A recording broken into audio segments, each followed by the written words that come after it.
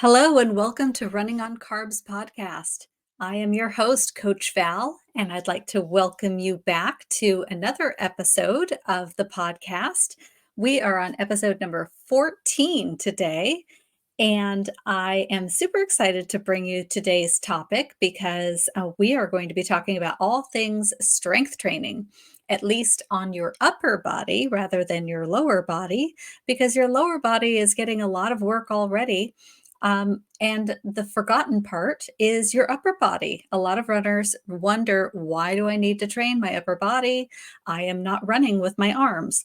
So we're going to talk about that. Don't you worry, and we'll get into that very soon. But first, I do want to remind you that the June Apple Podcast review contest drawing is still open because we are still in June for another week. If you are listening to this live when it comes out, so you have just a smidge longer to enter the contest and to be entered in the contest, which you have a very good chance of winning at this moment. Than to be entered into the contest to win an 8-week training plan that I will customize just for you.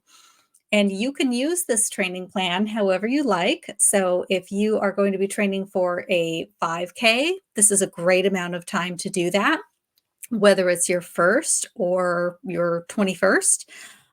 So that would be great use for an 8-week plan. I have also built out training plans for strength training. So maybe you want to do a bit of strength training like we're going to talk about today. I'd be happy to build out a strength plan for you for your 8-week plan. So give me a buzz and rate the podcast on Apple Podcasts. All you have to do is rate it 5 stars, write a review.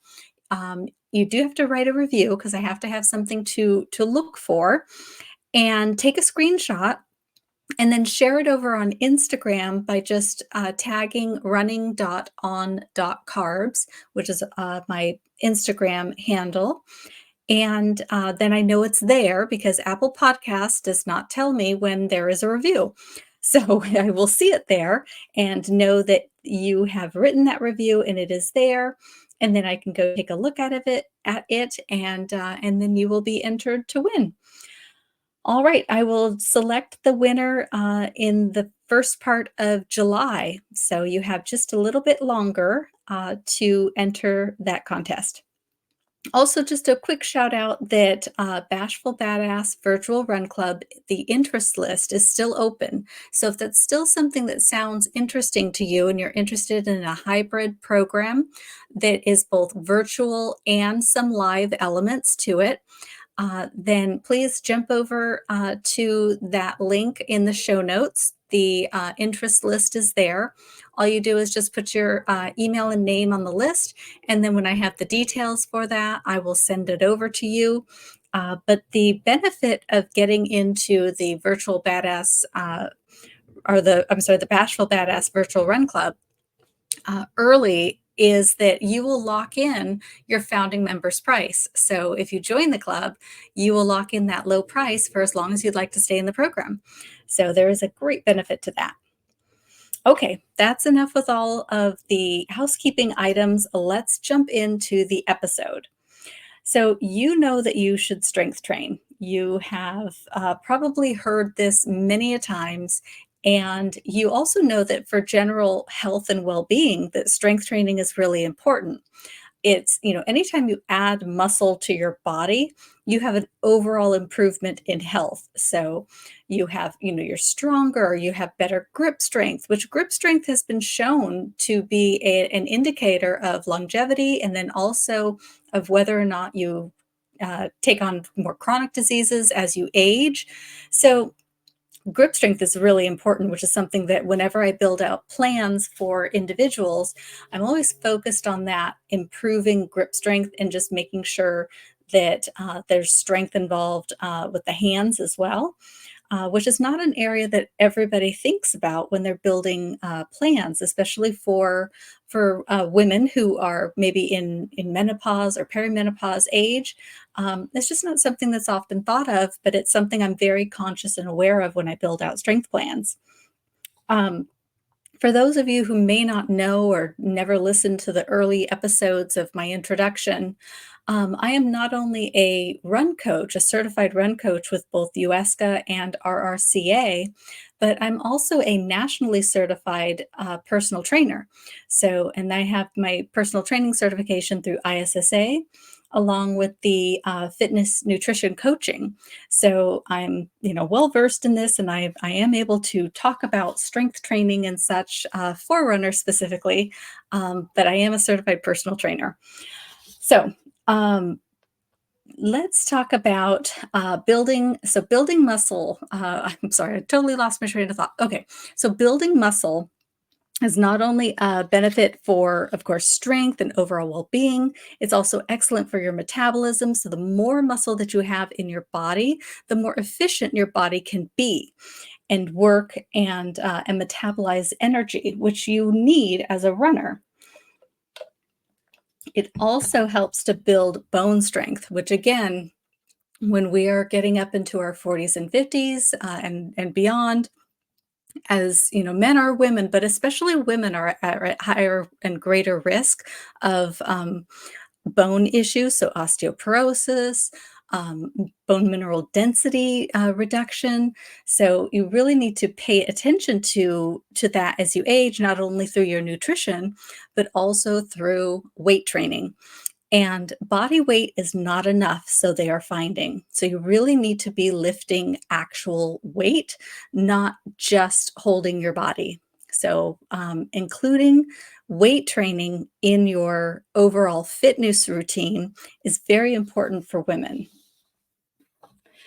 So, as a runner, I was saying earlier that you probably train your legs not only with running, but if you're doing any type of strength training, a lot of runners will start with the legs, which is great because that's what you're using, and you want to make sure that your hips and your muscles surrounding your hips are very strong.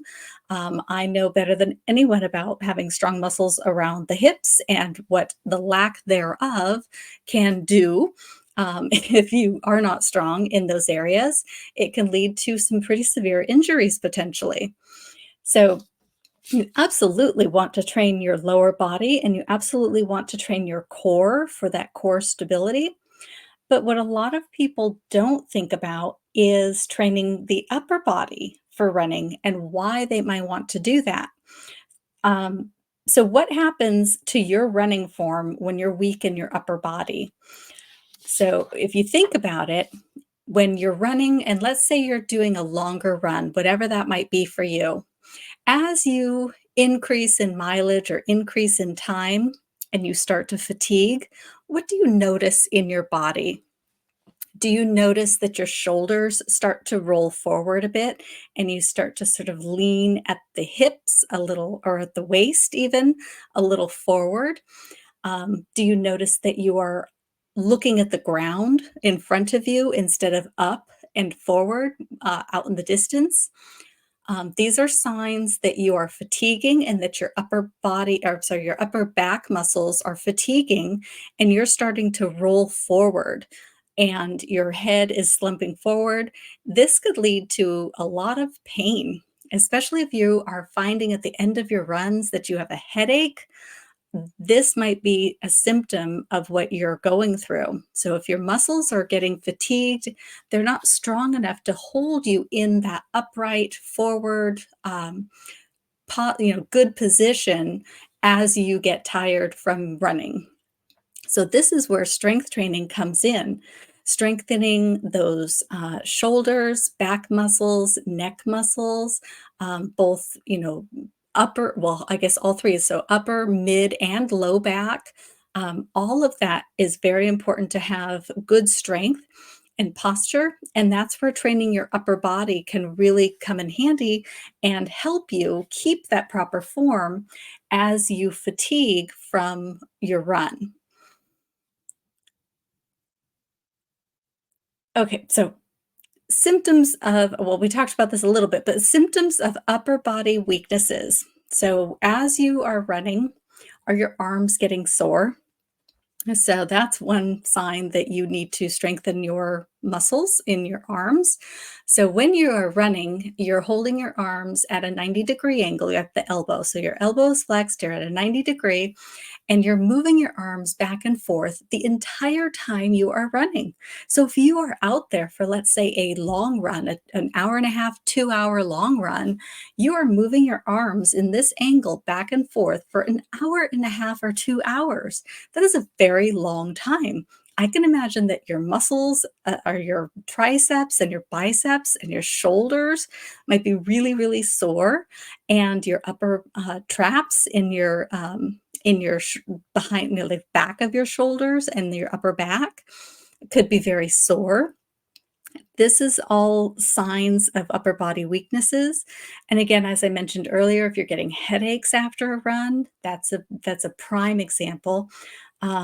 And then also something you may not think about, but maybe you lack power on hills.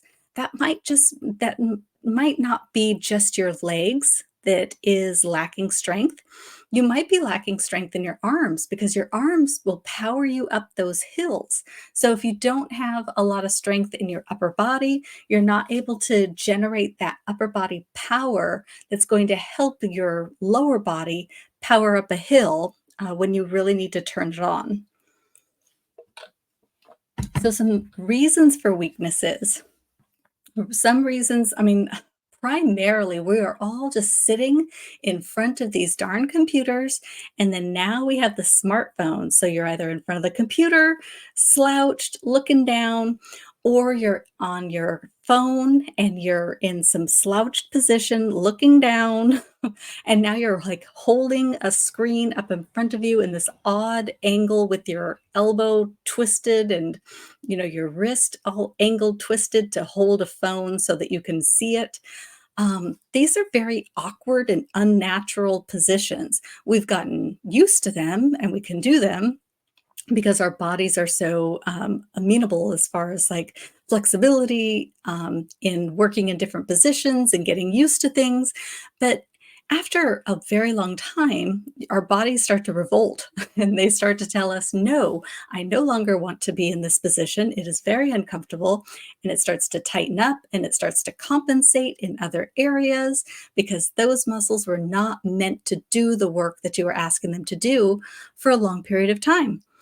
So you might find that you are rounding in your mid back, your mid thoracic back, and your spine is starting to round a little bit because you're always in this hunched over position.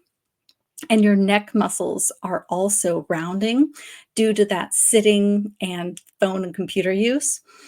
And then you also might find that you're overcompensating for your stronger side, or overcompensating on your stronger side for your weaker side. You might not realize that you have a stronger and weaker side, but if you've noticed that you're always getting aches and pains on one side over the other, or an indicator that I've seen is while running, one arm will cross over the body, whereas the other will not.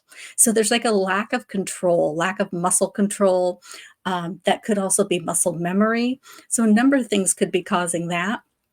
But that could be causing you pain after a while if you're constantly, your right arm is constantly crossing over the body. So you're always in this like twisting motion with every time are on your right side.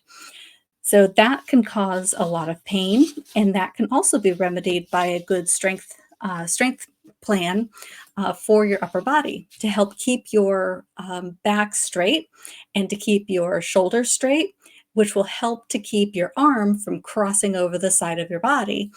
So if you have a strong, stable core and your shoulders are able to stay in a forward position without hunching over or overcompensating, then you might find that your pain on your runs reduces dramatically. But you're going to have to focus on those correct muscles that are weak. And sometimes that can take a bit of an assessment. So some of these exercises I'm going to share with you today, they can be used for pretty much anyone who doesn't have a contraindication where they have some sort of pain or injury that they're dealing with currently. If you have that, then please check with your medical professional or your physical therapist before you start any new exercises. But if you're otherwise healthy, you don't have any pain, there's no reason why you can't be doing some basic strength exercises, then I'm going to give you a few of them, just 5 today, that are just basic starter exercises that are really good for strengthening the upper body, especially the back muscles that help keep us upright and will help through fatigue that we were talking about earlier. So you don't need a gym for this workout. I'm going to give you 5 exercises in just a second. And again, they're beginner go to upper body exercises.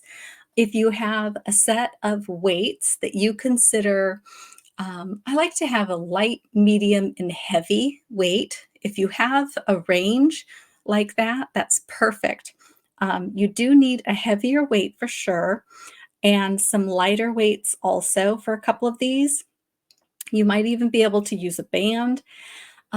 If you have a pull-up bar, like I have one that goes over the door frame, and that's perfect because you don't have to install it. I don't have to have a bunch of equipment. I can put it up and take it down. If you have a door frame that will work for that, I highly recommend getting a door frame pull-up bar. And whatever you can get. I don't have a particular brand or anything to recommend to you. I have an old one that I got for my son when he used to live here and he was in high school, and then now I've commandeered it, and so now it's mine, and I use it. Um, so anyway, if you have a pull-up bar, I highly recommend it. Or if you don't have one, they're not very expensive, so I strongly recommend one of those. And not necessarily because I expect you to be doing a bunch of pull-ups, but because I want you to hang from it.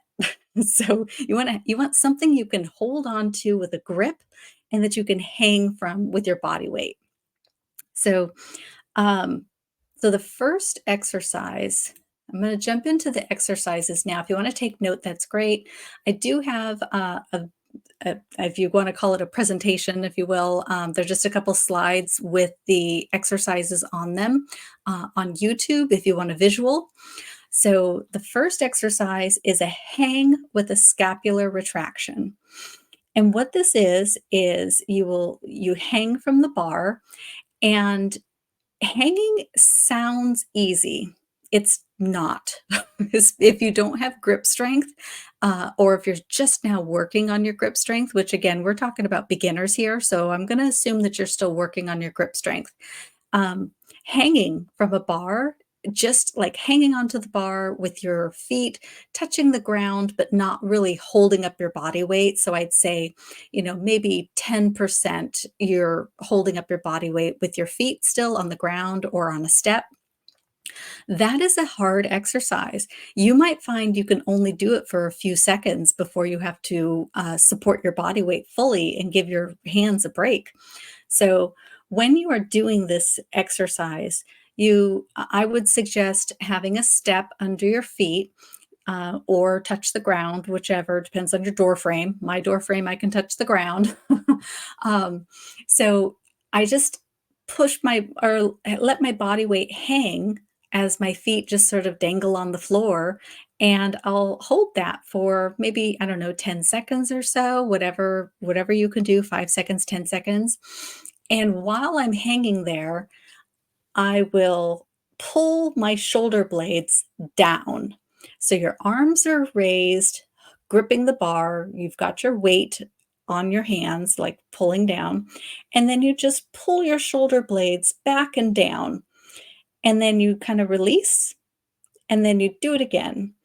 And you just do this maybe 6 to 10 times, where you're just moving your shoulder blades up and down. It's a small movement, it's not a big movement, but doing so, you're not only getting the grip strength from holding onto the bar, but you're starting to get your muscles moving in your scapula, and you're getting good control with that small muscle movement. And this is going to work all your upper back and your shoulders. Um, so that is exercise number one, scapular retraction by hanging on the bar. The second exercise are maybe one that you're familiar with, and I'll give you a couple progressions. It's the Superman. So with a Superman, it's kind of what it sounds like. You lay on the floor on your tummy, you put your arms out in front, feet in the back, and you lift up like you're flying through the air.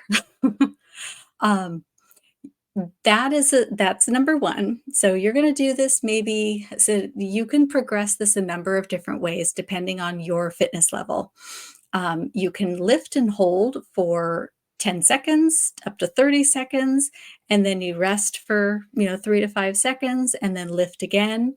Do that 6 to 10 times. That's a great exercise. You can also progress that same movement by adding either very light hand weights, maybe 1 to 3 pounds in each hand. I suppose you can go up a little bit more than that, but it's about right for the shoulders. And so when you lift up, you've got a bit of weight in your hands. What I use is a weighted bar. So it's just a long bar. It has a nice foam surround on the bar itself, and it weighs 5 pounds total. What I like about the bar versus the dumbbells is that I can control how far out my hands are on the bar. So if I want to hit a different part, maybe the lats, the muscles that go down the side of my back and my sides, I'll put my arms out farther on the bar, out away from me, and make a wider grip on the bar. Or if I want to work a little closer, I'll bring my hands in closer to each other, maybe about shoulder distance apart from each hand, and I'll raise up in a Superman with my arms a little closer together. This really depends a lot also on your shoulder flexibility. So how much, not flexibility, but motion. So how much mobility you have in your shoulders. So some of you might not be able to do your arms close together. You might have mobility issues in your shoulders, and you might need to go a bit farther apart with your arms. The bar will also help with that mobility. So I really like the bar. They're not very expensive, but they're nice to have around. And I find all sorts of good uses for that bar. So anyway, Supermans with body weight or with weight, either way. So that's exercise number 2. The next exercise is an arm raise. So this is my one compound move that I have in my simple beginner workout routine. So with a straight arm raise, you're really working those shoulders, but you're also kind of working those triceps and all sorts of muscles around the arm, the upper arms. You're also working grip strength again, forearms. So there's a lot of muscle activation here. Your lats again. So anyway, you are working a lot of muscles here. Make sure that you keep your shoulders relaxed and down, and you don't like tense up and start shrugging your shoulders up by your ears when you're doing this, because that will fully defeat the purpose of what you're doing. You're trying to focus on those shoulders and strength. You are not trying to tense up your neck and just send yourself to the masseuse or the chiropractor. So focus on the movement and make sure that your weight is a light enough weight that you can get through all the reps. You want to feel a burn in your shoulder, but not pain. And so you really just need to go light on this one because there's a lot of reps. So the forward and lateral straight arm raise is the actual official name. And you just stand, feet just, the hip width apart together. You're holding 2 dumbbells, one in each hand.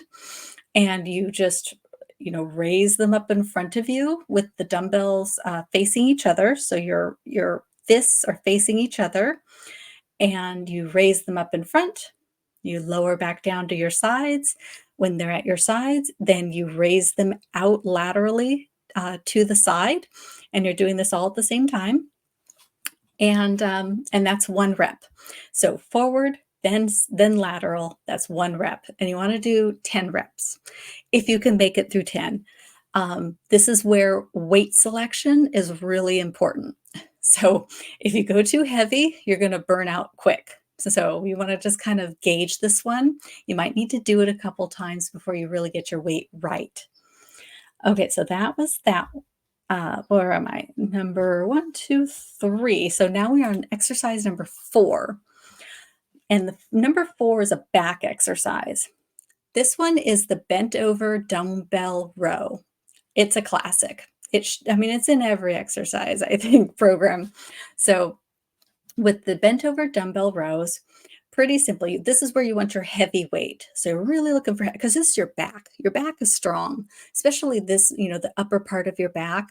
And typically you have pretty strong muscles here. So 2 heavy weights, 1 in each hand. Form is very key. Don't round your back when you are holding the weights. You want to bend from the waist, have a slight bend in the knee so that you are protecting your low back. You want to make sure that your back is straight. So you have a straight line from your tailbone all the way up to your neck, and your head is in line with your back. So you have a nice straight line as you are bent over from the hips, with your butt kind of sticking out a little bit behind you. So you bend over, and your arms are dangling down toward the ground, and you simply lift your elbows up past your back as you're holding onto the dumbbells, and then you lower back down straight. That is the movement. So you want to do this in a slow, controlled manner. To build endurance, you would do like 4 up and then 6 down slow. If you're trying to build strength, you want to go up, up 3 and then down 2. So, 1, 2, 3, that's the top of the movement, and down 1, 2. So tempo is important when it comes to strength exercises and or any type of weighted exercise because how you do it will build your muscle differently. So you want to build strength in this case. So we're going to go heavy, and we're going to have a little faster tempo on this one. Okay, so that is the bent over dumbbell row. The last exercise, number 5, is a seated deltoid fly. So with a seated deltoid fly, again, form is very important. You want to make sure that your back is straight, your head is in line with your back, and you are sitting on some sort of bench. I don't even have an exercise bench. I sit on a chest where we keep blankets. It's like seat height. So I just put a mat down and I sit on that. So something about chair height, but you got to make sure that there's no arms on your chair or they're going to get in the way maybe. So you sit on the edge of your seat, whatever it is you're sitting on, and you just bend over at the waist with your weights in your hands, and you're going to bend over kind of far, not all the way over your knees, but you're going to bend, I don't know, maybe half to 3/4 ish over your knees. And you're just going to raise your elbows.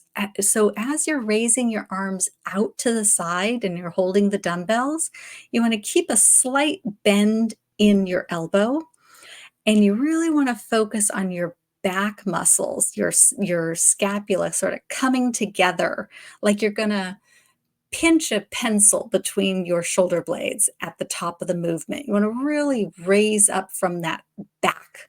So this isn't an arm exercise, it's a back exercise and a delt exercise. So as you're raising up and you're squeezing your deltoids together, your shoulder blades together in the back, you're going to feel that on the back of your shoulder as well.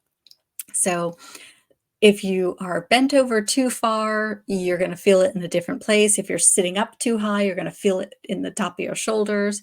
So that's why you really want to make sure that you're getting um, the angle correct on this exercise. Honestly, I'm making it sound more complicated than it is. It's just while you're doing the exercise, you want to focus on where are you feeling it? Are you feeling it in your back and the back of your shoulder? Great. You're bent over to the right angle for your body. So that's where you want to look for it, to feel for it. All right, so that is exercise number 5. You want to do these 5 exercises, perform 2 to 3 sets depending on the amount of time that you have for your day. So do 2 to 3 sets, 10 reps each, except of course the Supermans. Supermans, you're going to do like 10 to 30-second holds, maybe 6 to 10 reps, and then rest in between. You're going to want it. If you're doing them right, especially if you've got that weighted bar. And then always warm up before you do a workout. So, I don't know, 5 minutes of cardio just to get that heart rate up, get the blood pumping, get your body and your brain, in focus, know that you're ready to work, and some dynamic stretches because you never want to stretch cold muscles. So you want to get some dynamic stretches in there, some arm swings and maybe some arm circles, things like that. Really get your muscles warmed up that you're going to be working. So we're not doing, leg swings because this is an upper body workout. So you want to make sure that you're working and stretching and exercising and warming up the upper body. And then cooling down, just some light stretches. Here's where you can do some of the more static stretches if you want to hold a little bit longer on some of the arm stretches.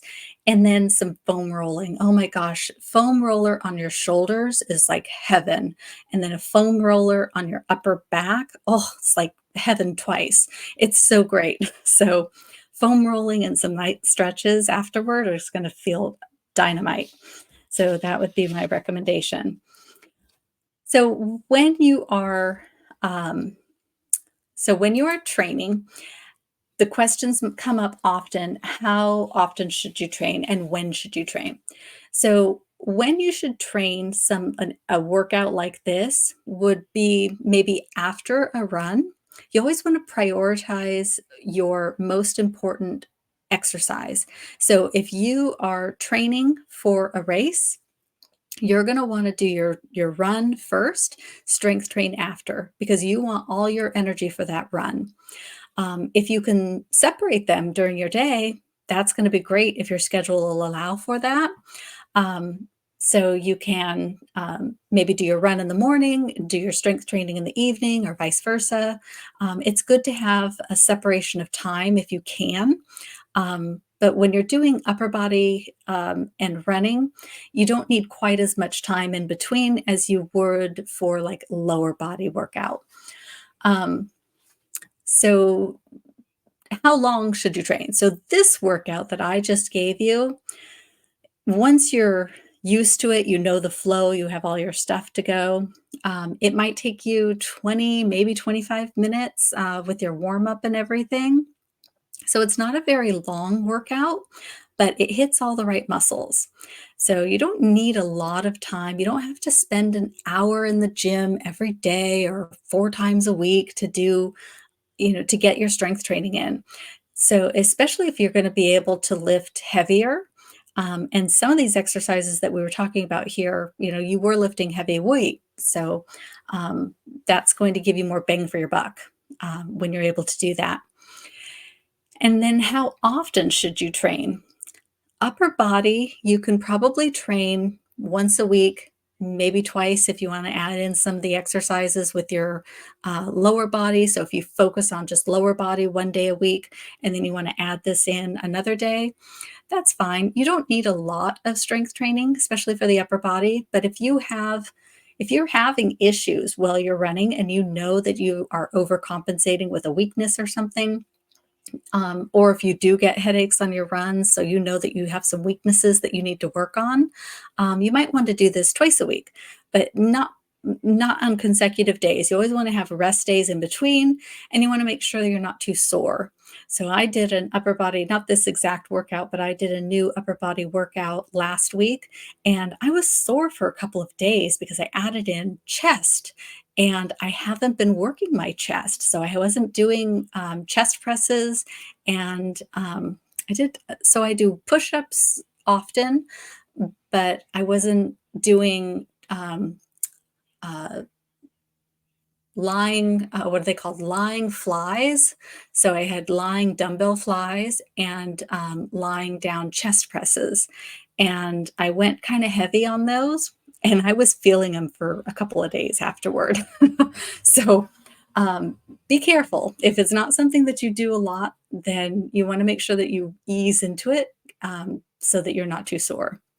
And you absolutely don't want to injure yourself. So you want to make sure that you are protecting your joints and everything and not overdoing the weight for your fitness level. So how heavy then is heavy? That's a question that comes as well. The last 3 of the 10 that you're doing, they should be challenging. They shouldn't be impossible, but it should be, by the time you get to number 7 of 10, you should be like, yeah, this is really heavy. Okay, I've got 2 more. You should be like talking to yourself to make sure that you get through it, but not to the point where you're like shaking and you're going to drop the weight on your foot. So you want to make sure that they're hard, they're challenging, but you can do it. And you don't have to worry about becoming a bodybuilder with this workout. I mean, there are 5 exercises here, and none of them are going to bulk you up to be a bodybuilder. Sometimes runners are worried about, oh, I don't want to, overdo my upper body strength. I don't want to look like a bodybuilder. I don't want big muscles. This workout is just simply a functional strength workout. This is not going to build big muscles that you have to worry about. Not to mention, you just can't become a bodybuilder doing an exercise workout with 5 exercises. That takes you 20 minutes. So don't worry about that. If that was even a concern or thought in your head, you don't even have to entertain that thought any longer. So you're good. These exercises that I mentioned in this workout are mostly considered isolated muscle exercises. Like we were talking about the rows, there's going to be some supporting muscles that are working, but they're primarily like for your back. A good example of a compound exercise, when you start to get a little more advanced and progressed in your workouts, you would want to start adding in more compound exercises, which works different muscles in the same movement. So for example, that the bent over row with a tricep kickback, that would be a compound movement. Now we're really focusing on the pull from the bottom of the motion, and now you're isolating and focusing on the tricep as you kick back those weights. And as you come back in and then you drop it back down, that's a full exercise. But that's a compound movement with the row and the kickback. I like to start with more isolated exercises first. Make sure that the good form is occurring, that there's no muscle imbalances, that you're not stronger on one side, weaker on the other, that there's good form and good control, and then progress from there to the next level of the exercise. So start with your isolated muscle exercises first, and then move to compound exercises later as you get stronger. All right, so if you are otherwise healthy, you don't have any other upper body injuries or anything like that, give this workout a try. And then let me know over on social media, what do you think? So go to Instagram or Facebook or somewhere and let me know what you think of the workout, and if it is helping you, and if you're finding that that your upper body strength is helping you in your runs. I would love to know if you had pain and you started doing this workout, if you found that it's helped you with that and made you stronger and maybe improved your posture, which is really what we're focused on here. We're really just trying to get you back up straight in good posture so that you don't have pain and discomfort while you're running. And then, of course, after. So, all right. So that is my episode for today. I hope you enjoyed it. You got something out of it. Try the workout. Let me know how it goes. And in the meantime, have a fantastic week. And don't forget, run your best life on carbs. I'm Coach Val. I will see you in the next episode. Have a good one.